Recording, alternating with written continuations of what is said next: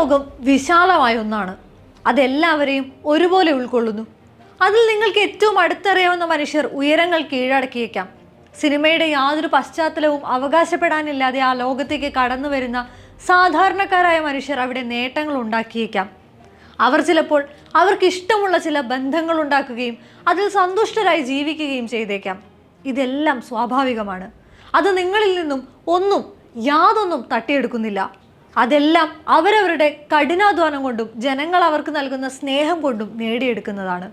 തെന്നിന്ത്യൻ താരം ധനുഷിനെതിരെയുള്ള തുറന്ന കത്തിന്റെ അവസാന ഭാഗങ്ങളിൽ നയൻതാര കുറിച്ചിട്ടതാണിത്. അതിലുണ്ട് അവർ നടന്നു നിർത്ത നീണ്ടൊരു വഴി. തിരുവല്ലക്കാരി ഡയാന കുര്യനിൽ നിന്നും ബോളിവുഡിൽ പോലും ആവേശം തീർക്കുന്ന ലേഡി സൂപ്പർ സ്റ്റാറിന്റെ പവറും പ്രൗഢിയും ഉൾക്കൊണ്ട പേരഴകി നയൻതാരയുടെ തനിവഴി.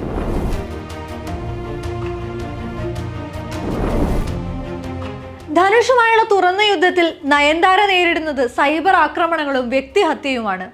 പ്രൊഡ്യൂസർമാരിൽ നിന്നും കോടികൾ പ്രതിഫലം വാങ്ങുന്ന വിവാഹം പോലും നെറ്റ്ഫ്ലിക്സ് ഡോക്യു സീരീസായി മോഹവിലയ്ക്ക് വിറ്റ നയൻതാരയോട് ധനുഷ് 10 കോടി രൂപ ആവശ്യപ്പെട്ടതിലെ തെറ്റെന്താണ് എന്നാണ് ഒരു വിഭാഗം ചോദിക്കുന്നത്.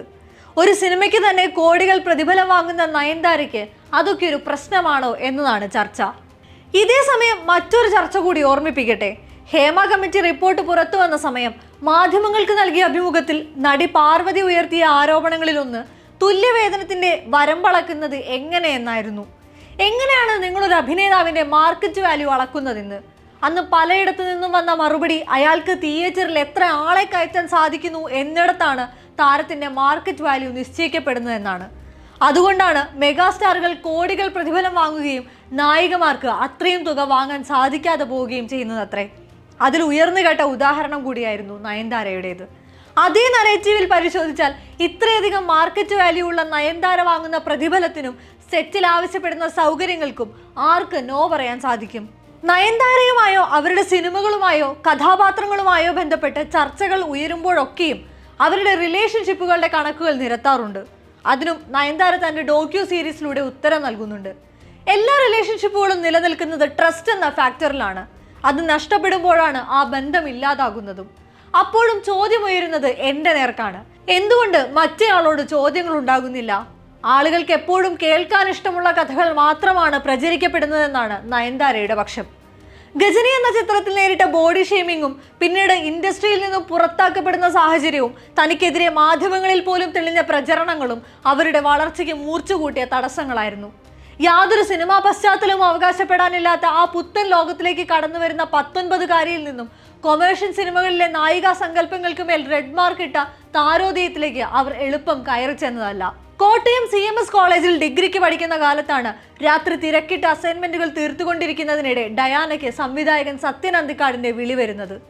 അടുത്ത ചിത്രത്തിലേക്ക് ഒരു പുതുമുഖത്തെ തേടുകയായിരുന്ന സത്യൻ അന്തിക്കാട് വനിതാ മാഗസിന്റെ കവർ ചിത്രം കണ്ടാണ് അവർ വിളിക്കുന്നത്. സിനിമകൾ കാണുന്നത് പോലും വല്ലപ്പോഴും മാത്രമായിരുന്ന ഡയാനയ്ക്ക് സംവിധായകന് നൽകാൻ മറുപടി ഉണ്ടായിരുന്നില്ല. അന്ന് രാത്രി മുഴുവൻ ഉത്തരം കിട്ടാതെ ആശയക്കുഴപ്പത്തിലായി അവർ പുലർച്ചെ 3 മണിക്ക് തിരികെ വിളിച്ച് അവസരം സ്വീകരിക്കുന്നില്ലെന്ന് അറിയിക്കുന്നു. 2 കാര്യങ്ങളാണ് സത്യൻ അന്തിക്കാട് അവരോട് പറയുന്നത്. എൻ്റെ ഉറക്കം കളഞ്ഞത് നിങ്ങൾ ചെയ്ത ആദ്യ തെറ്റ്. രണ്ടാമത്തേത് നിങ്ങൾക്ക് ആഗ്രഹം ഉണ്ടായിട്ടും ഈ അവസരം വേണ്ടെന്ന് വെക്കുന്നത്. എന്തായാലും നാളെ ഒന്ന് വന്നു നോക്കൂ. അവിടെ നിന്നാണ് മനസ്സിനക്കരെ എന്ന ചിത്രത്തിലെ ഗൗരിക്ക് പുത്തനൊരു മുഖമുണ്ടാവുന്നത്. ശേഷം ഫാസിലിന്റെ മോഹൻലാൽ ചിത്രം വിസ്മയത്തുമ്പത്ത്, പിന്നാലെ ഷാജി കൈലാസ് മോഹൻലാൽ കൂട്ടുകെട്ടിലൊരുങ്ങിയ നാട്ടുരാജാവ്, മമ്മൂട്ടിയുടെ രാപ്പകൽ. ഇതിനിടെ പതിയെ തമിഴ് സിനിമാ ലോകത്തിലേക്കുള്ള ചുവടുമാറ്റം. ഗൗതം വാസുദേവ് മേനോൻ സംവിധാനം ചെയ്ത നയൻതാര ബിയോണ്ട് ഫെയറി ടെയിലിൽ അവരുടെ ആദ്യ തമിഴ് ചിത്രം അയ്യയുടെ നിർമ്മാതാക്കളിൽ ഒരാളായ പുഷ്പ കന്ദസ്വാമി കേരളത്തിൽ നിന്നും ചെന്നൈ നഗരത്തിലെ സിനിമാ ലോകത്തിലേക്ക് കടന്നു വന്ന 20 വയസ്സുകാരിയെ കുറിച്ച് പറയുന്നുണ്ട്. മാതാപിതാക്കളോ സുഹൃത്തുക്കളോ ഇല്ലാതെ അപകടം പിടിച്ച ഒരിടത്തേക്കാണ് അവർ എത്തിയത്. നിങ്ങളെ എക്സ്പ്ലോയിറ്റ് ചെയ്യാനും പണം തട്ടാനും ഒക്കെ ധാരാളം ആളുകൾ ചുറ്റുമുള്ള ചതിയുടെ ഒരു വലിയ ലോകത്തേക്ക്. അവിടെ ഒരേ സമയം പ്രേക്ഷക പ്രീതി നേടുകയും പ്രൊഫഷണലായി തുടരുകയും ചെയ്തതിനെ അവർ തെല്ലു ഭയത്തോടെയാണ് നോക്കിക്കണ്ടത്. അങ്ങനെ വഴിവെട്ടി വന്ന താരത്തിന് എല്ലാ പ്രിവിലേജുകൾക്കും മേൽ സിനിമയിലേക്ക് എത്തിയ മറ്റൊരു താരത്തോട് ഇപ്പറഞ്ഞതിലും അപ്പുറം എന്താണ് പറയാനുണ്ടാവുക? നയൻതാരയുടെ സ്റ്റാർഡത്തിന് മാറ്റുകൂട്ടിയ ചിത്രമായിരുന്നു ഇപ്പോൾ വിവാദത്തിനിരയായ നാനും റൗഡിദാൻ. വിഘ്നേഷ് ശിവൻ എന്ന സംവിധായകന്റെ 2ാമത്തെ ചിത്രം. ചിത്രത്തിലെ നയൻതാര സേതുപതി കോംബോയും പാട്ടുകളും നയൻതാരയുടെ താരപദവിയിലേക്കുള്ള മടങ്ങിവരവും ചിത്രത്തിന്റെ റിലീസോടെ ഏറെ ചർച്ചയായി. രാമരാജ്യം എന്ന ചിത്രത്തിൽ സീതയായി എത്തിയ നയൻതാര റിലീസിനെ തുടർന്ന് ഗുരുതര ആരോപണങ്ങളിലും സൈബർ അറ്റാക്കുകളിലും പെട്ട് മാറ്റി നിർത്തപ്പെട്ടിരുന്നു. ശേഷം തെലുങ്കിൽ ചെറിയ ചില വേഷങ്ങൾ ചെയ്തെങ്കിലും 2013 രാജാറാണി അവർക്കൊരു നല്ല മടങ്ങിവരവാണ് സമ്മാനിച്ചത്. പിന്നീട് അങ്ങോട്ടുള്ള നയൻതാരയുടെ എടുപ്പിലും നടപ്പിലും അവർ അവരെ തന്നെ പ്രസന്റ് ചെയ്യുന്ന രീതികളിലും തീർത്തും പുതുതായൊരു രീതി കാണാം. നായിക പ്രാധാന്യം നിർബന്ധമുള്ള കഥാപാത്രങ്ങളും അതിലെ തന്നെ ശക്തമായ സ്ത്രീ ചിത്രീകരണങ്ങളും കാണാം.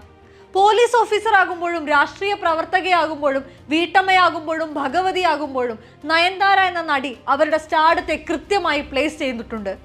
സ്വകാര്യ ജീവിതം സ്വകാര്യമായി തന്നെ കൊണ്ടു നടക്കുമ്പോഴും അവരുടെ വിവാഹവും ഉയിരും ഉലകവും വിവാദമായി. ഏറ്റവും ഒടുക്കം അന്നപൂർണി എന്ന ചിത്രവും വിശ്വാസങ്ങളെ ചോദ്യം ചെയ്യുന്നു എന്ന ഹിന്ദുത്വ പ്രചാരണങ്ങളിൽ മുങ്ങിമാഞ്ഞുപോയി.